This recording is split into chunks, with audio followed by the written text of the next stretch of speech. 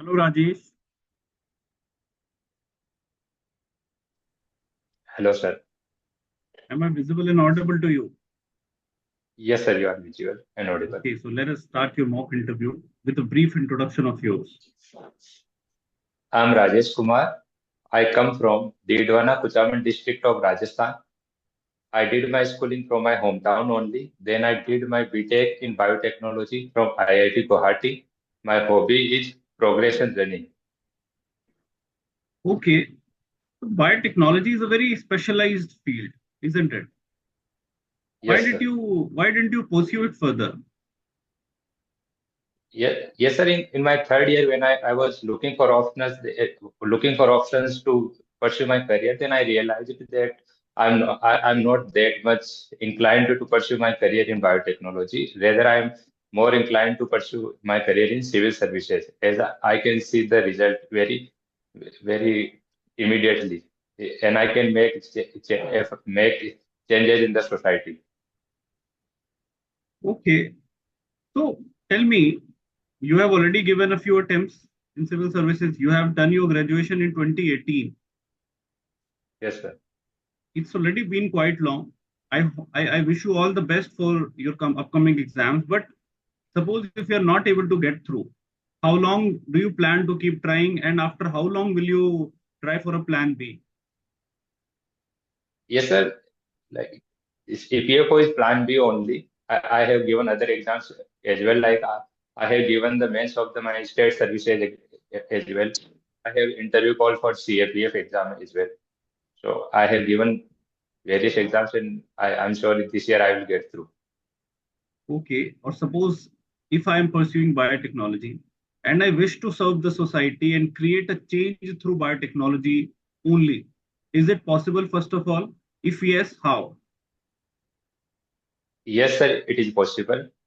Like in biotechnology, we can do research in the field of the medical biotechnology, where we can create vaccines, where we can create some gene editing technologies. Right now we are for treatment of cancer, we have a gene editing technology called T cell therapy. At the same time, in agriculture also we can go for gene genetically modified crops, which have higher yield. At the same time, they have more nutritious benefits. In the field of industry, we can go for biofuels, like third generation and fourth generation biofuels extensively use biotechnology. Okay, see, so you have told a number of very beautiful applications of your field. So recently, there have been certain geneticists in the last decade or so who have been awarded Nobel Prize in the field of biotechnology, genetics, DNA, etc. Are you aware of these scientists and the awards that were given? I'm aware of this year's Nobel Prize. No, no, you have not read about the geneticists who have been awarded. The CRISPR Okay, technology. Have you heard of it? yes, sir, I'm heard of it. Tell us in brief. Carpenter. Okay, they research in the field of CRISPR-Cas9, which is a gene editing technology. I'm aware of this thing only. So how, what is the application? Tell me a few precise applications of CRISPR technology that was, recently discovered a few years back. So, like I said, CRISPR technology can be used. Is used as a gene editing tech. It is a gene editing technology, so it can be used in medical field. Like if you want to produce DNA vaccines, then we can use CRISPR-Cas9. If we want to go for like apply this in agriculture, then also we to produce the GM Okay, crops, we used to use. fair enough. Now tell me, can this technology be used for making changes in the embryos or for maybe creating complete changes which are, anti-genetic genetics, which are, against the genetics of the individual? Can such changes be created through this technology? Yes, sir, it can be done. Are you aware of any case of, such actions which have been done? Yes, sir. In China, a designer baby was created, but it was a backlash from the society. So these were considered Okay. considered illegal now. Very good, very good. So now tell me, what are the legal mechanisms in India to, keep or to ensure that such technologies, they don't get into evil hands, or the negative consequences are not faced by the society? So, sir, right now I'm not able to recall any specific regulations. Okay. You have written that you do progression running. Yes, sir. Tell us more about it. So in progression running, we start with the slow speed, then gradually we increase our speed. Then when we end our race or running, then we end it at very like our peak speed. Okay. What is the purpose? I mean, how does it benefit your physical and mental well-being? Yes, like it keeps me fit, my BMI and my health, and also it improves. In the same time, in mental health, it helps me to deal with any anxious thought, or whenever I feel like I'm going through a rough phase in my society, my life, then I go for progressive learning. Then it helps me to improve my mental health. Okay. You used to participate in 400 meter sprint.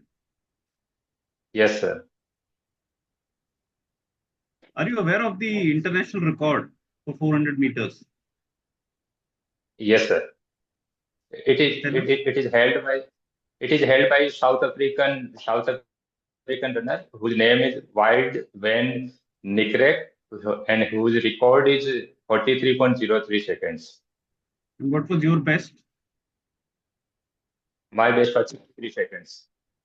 50 seconds. Okay. In India, we have generally 53, seen sir. that we 53. Okay, fair enough. In India, we have generally seen we don't have very good sprinters to get us gold or silver in Olympics, or for that matter in very big competitions, world championships, etc. Why do you think it is so? Because in other sports we have started progressing. In boxing and wrestling, we can see there are improvements, but not in sprints. For that, first of all, we don't have infrastructure to build the athletes. We need to have proper infrastructure. Then second thing, we don't recognize our talent, potential talent at the right time. If we want to have medals in the Olympics, then we have to recognize the talent around 10 years of age. Then third But thing, what we kind of, as a okay, society, okay, fair enough, get it. Now tell me, what kind of infrastructure do we need? Because less of expenditure or infrastructure is needed for sprint, as far as I know.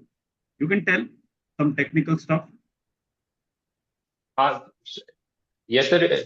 As far as sprinting is concerned, it's not that much infrastructure, but at least we need human resource to know which type of exercises we need to follow. And at the same time, dietitians also we need to, so that we get proper diet. No, As but diet is very Rajesh, important. sorry to interrupt you. We already have foreign coaches in a number of sports, in a number of other athletics events as well. So why not in sprints and try to get to the topmost levels? Yeah, I'm talking at the ground level, sir. Those coaches are at very high level, it's national level. But we have to have coaches at the like state level and district level, so that we get to recognize the talent at very tender age. Okay, so you think we are doing that with boxing and wrestling, but we are not doing that with sprints and other track and field events. In wrestling, we have we are doing because of Haryana, because Haryana has a culture in wrestling. So because of that, we are reaping our benefits. In sprinting, we don't have that culture. Okay, so it's more of a cultural stuff. Uh, Okay, One Rajesh, part fair is. enough. Tell me, when did you first hear about EPFO? I heard in 2020. Okay, before that you were not aware of some organization called EPFO. Yeah, I was aware, but I was not that aware. When I started my preparing for civil services, and then I know there is EPFO for social security, but not in that detail. Okay, so you have seen an EPFO passbook now of some friend or maybe some relative. No, sir, I have not. You have not seen any. Are have you met someone who's contributing to EPFO as a member? Sorry, sir, no. Okay, so suppose your friend comes to you and tells you that his money is stuck in EPFO. What will you advise him? I will advise him to first, if enforcement officer is nearby, then go to enforcement officer or EPFO office. Otherwise, he or she can use Umang app as well. There, one can raise the claims. Okay. And how to get into touch with the enforcement officer directly? Is there some directory available or what? Like there is a toll-free number 14470. We can use that and we can get to know who is our enforcement officer. Okay. What benefits does EPFO give to its subscribers? Okay, so there are three schemes through which EPFO gives benefits, like it provides provident fund, then it gives pension, then it gives life insurance as well. Okay. Tell me, was there any employees provident fund, or for that matter any provident fund before independence of India?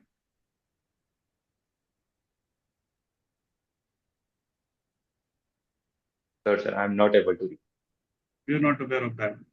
Any declaration during freedom struggle which pertains to that? Any resolution which you are aware?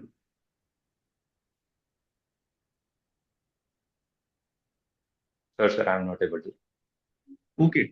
My last question to you. Tell me about Part 4 of the Constitution of India. Part four are directive principles of state policy, which are not justiciable. These are directives to the state to ensure the Okay. socio-economic progress of the So society. tell me a few directive principles which pertain to social security. Here is Article 39, which asks states to ensure that there are equal salary to the both men and women for equal work. Then there is Article 41, which asks states to give public assistance in case of disablement, sickness, or old age, etc.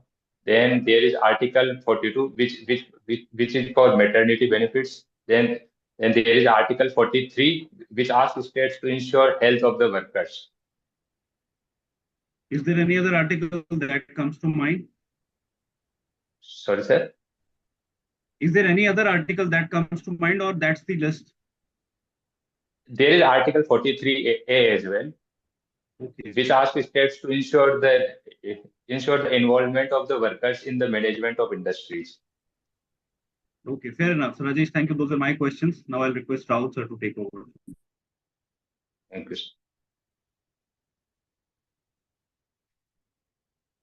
So Rajesh, do you read newspapers regularly? Yes, sir. Okay.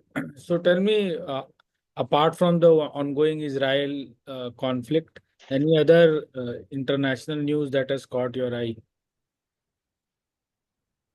There is US presidential elections going on. Okay. Okay. So tell me how US presidential election is different from our, annual elections. In US presidential elections, the voters first choose, there is electoral college, so voters first choose the electoral college members, then they choose president. In our case, in case of prime minister, we choose MPs, then those MPs of Lok Sabha choose prime minister. Okay. So have you heard this term delegates in terms of US elections? What are delegates? Sorry, sir, I have not heard. Okay, there was a controversy in the previous two elections of US president. In one of the cases, the person who got more number of votes overall nationally did not become the president. What was the reason? It is because in USA there are different states and different states have different number of votes. Like there are some states which have around 50, more than 50 number of electoral college votes. So if one wins those states, then you don't need to win the majority overall. If you are winning the majority in the electoral college, then you will win the presidential election. Okay. So now tell me, why do you think the electoral process of India is so different from US? What could be the underlying reason?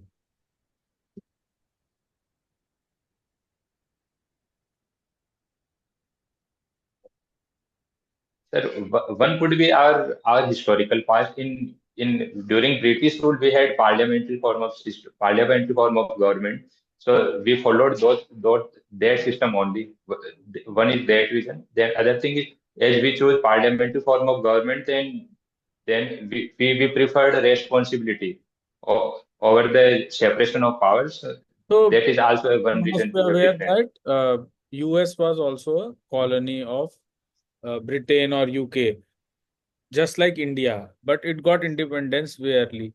So it must have been also following the same kind of rules and precedences like us uh, back in their day. So why did they shift to this presidential form of government and a different model of governance altogether? Sir, I cannot exactly know, but I can guess because these 13 colonies. Because of that, because they got a like federal government. We have a unitary plus federal both. So that could be a one reason. I'm not sure. Okay, no problem. So tell me about the India's GST collection. Has it been growing? What is the current state? How much monthly we are, collecting in GST? In last month we collected around 1.87 lakh crore. So it continuously growing at year on year around 7% as far as I can remember. Okay. So do you think GST has been a success? Yes, sir, it is definitely a success, but there are some challenges which need to be corrected so that we can achieve better results. Tell me what are the challenges or weaknesses do you see with the current system? The one challenge is that there are number of slaves are high. Like we have 4 or 5 slaves in the other countries which have done something like GST. They have lower number of slaves. So because of their compliance is lower, compliance burden is less. So but one that is what I. Anything else apart from having higher number of slabs? Okay. In other, apart from them, like we have not included alcohol and petroleum in the GST, so we can also go for that. All right. So, with respect to India's economy, we see a large interstate migration in current times, like after Diwali and near about Chhath Puja. There's a lot of interstate migration in this period. So, this highlights a large problem of India that millions of people from some part of India are migrating every year to uh, some other parts of India. So, how do you see this problem, and what do you think should the government do, if at all it should do anything? Yes, sir. Government can like the states which are the source of migration. We can develop industries or industries in those states only. So this migration problem can be solved. Like in Bihar, right now the focus is on developing agro industries. So that will definitely help in reducing this interstate migration. Apart from them, so we can develop our transport infrastructure as well, like trains. So this smooth the migration can be smooth. Okay. Acha, do you think Indian farmers of the agricultural sector can it be covered under EPFO? Can you think of some way that it can be done?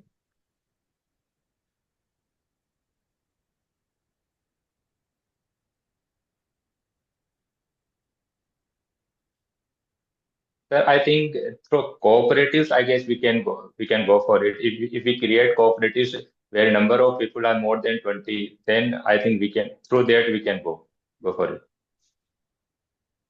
Okay. So in case of we have good cooperative system in some states of India. Why do you think this cooperative system has not evolved in eastern part of India and northern part of India, where we see most migrations happening? Cooperative system is considered to be more strong in areas like Gujarat, in Maharashtra, in particular West and South India, but it is weaker when it comes down to Eastern India and Northern India. Why do you think so? One reason can be, sir, small land size. I can think of that. There is a very population density is higher in eastern states, so land density is very low. Okay. So, what kind of industries can be developed in the eastern part of India?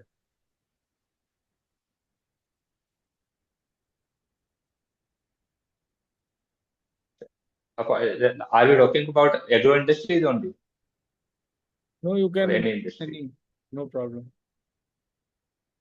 Any type of industry. And then then we can, like in we can establish service based industries like IT industry, because the most of the many people from Bihar and UP are working in Bengaluru. So this migration can be stopped, and for this the infrastructure is also not that much required. So All right. So, Rajesh, now your formal interview is over. We will start with the feedback.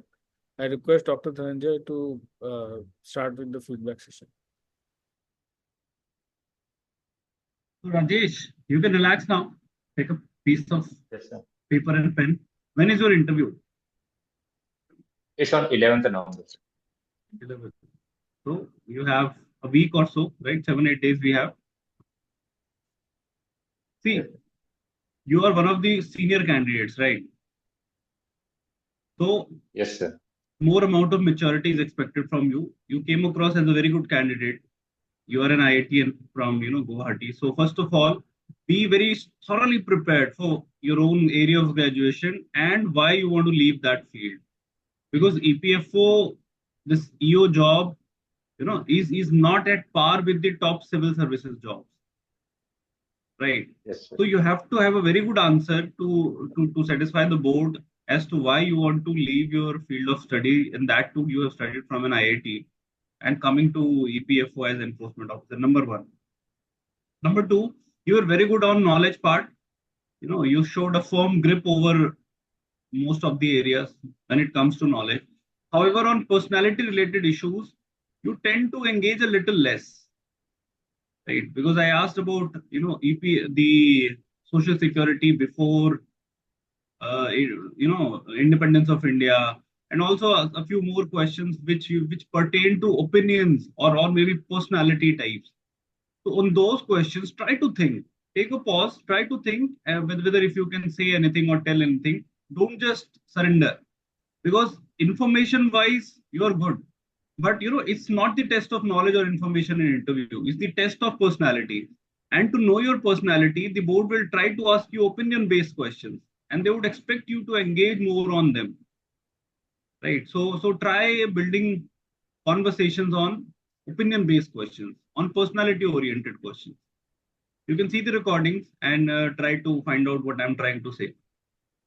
Right. Yes. Beyond that, you're good. Try to be a little more precise if you can, and you'll do good. Yes, All I the have best. one issue, like my communication skills are like not that good. So because of that, No, they are good. They are fair. You are already above that threshold. Don't need to worry about that.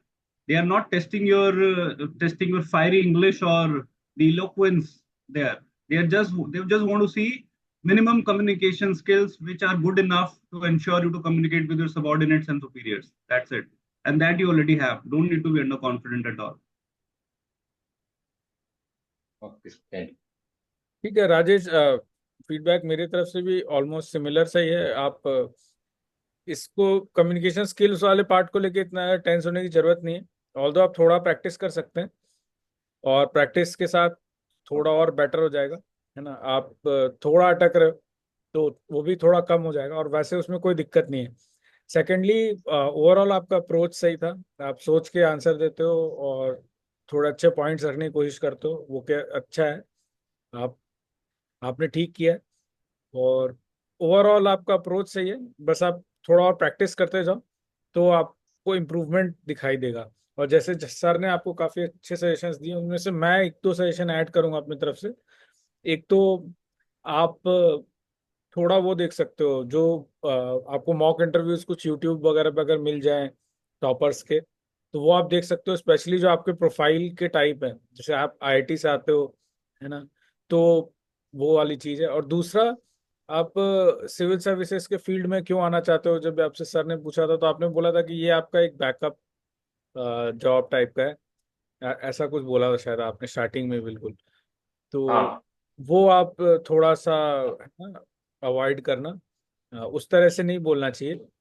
और आप इसको एक better way में present कर सकते हो, है ना, कि आप गवर्नमेंट जॉब में क्यों आना चाहते हो, और उसके पीछे आपका जो मोटिवेशन है वो कैसे ईपीएफओ से भी, ईपीएफओ वाले जॉब से भी, ईओ के जॉब से भी फुलफिल होता है। इस टाइप का कुछ आंसर आप ट्राई कर सकते हो बनाने का। आपके पास अभी थोड़ा टाइम है, तो अच्छा, रिवर्स। तो वो प्लान भी में मैंने वो ईपीएफ को बोला था, तो वो इश्यू है वहाँ हाँ, पे। मतलब स्टार्टिंग में शायद आपने बोला था कि सर ने आपसे कुछ पूछा था, तो आपने हाँ। बोला था हाँ कि सर ईपीएफओ ये जॉब मेरा प्लान बी है, ऐसा कुछ। तो ये नहीं बोलना चाहिए, ये बहुत नेगेटिव अच्छा। इंप्रेशन थ्रो कर देता है, तो वो अवॉइड करना, है ना। और इस वाली चीज का अच्छा आंसर आप प्रिपेयर कर सकते हो, एक, है ना, कि क्यों आप गवर्नमेंट जॉब ज्वाइन करना चाहते हो, आप इंजीनियर होने के बावजूद, टिपिकली क्योंकि आप अच्छे इंस्टीट्यूट से, है ना। All right, all the best. Thank you sir.